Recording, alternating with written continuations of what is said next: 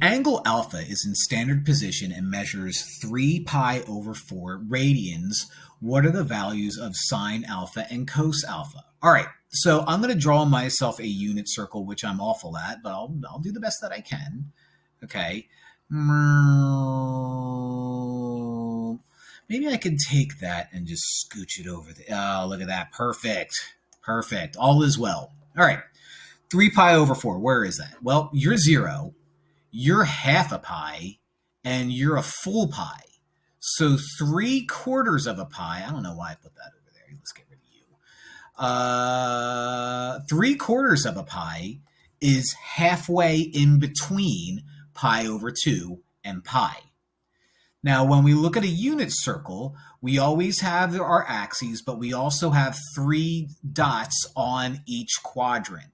So you have, the 1 stuff and the 3 stuff, but the halfway through is super nice because when it's halfway through, your values are going to be √2 over 2 and √2 over 2. Now, before you scream at me and run to the comments and be like, you forgot something, this is quadrant 2, which means my x value is going to be negative.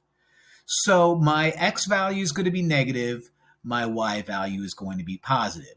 This is unit circle, so my r is going to be 1. They want sine alpha and cos alpha. So sine alpha in precalculus land is going to be y over r. In this case, r is 1. My y value is √2 over 2, which means my sine alpha is just going to be √2 over 2 because when you divide it by 1, nothing changes. Similarly, cos alpha is going to be my x over r. My r is 1. My x is negative √2 over 2, and negative √2 over 2 over 1 is negative √2 over 2. So that's how you would do these guys without the use of a calculator. This is it written in perfect form. Fun stuff.